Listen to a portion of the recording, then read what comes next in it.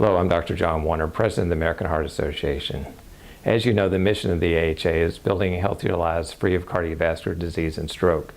The way the AHA does that is through science, and each year the highlight of our scientific programs is our scientific sessions, which this year will be in Anaheim, California, November 11th to 15th.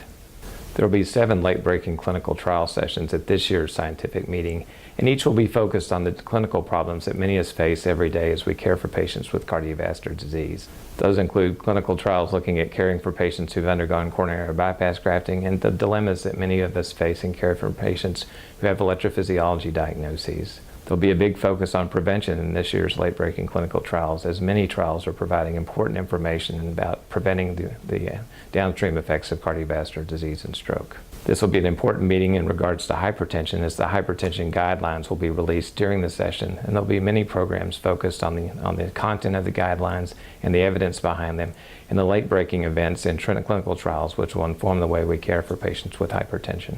Precision medicine and the impact of big data in cardiovascular science will be important themes at this year's meeting as well. Eric Dishman, who directs the NIH Precision Medicine program, will give the Lewis A. Conner Memorial Lecture, and Professor Sir Rory Collins will give the Paul Dudley White Lecture, focusing on the differences between observational science and clinical trials and their impact, good and bad, on the way we care for patients.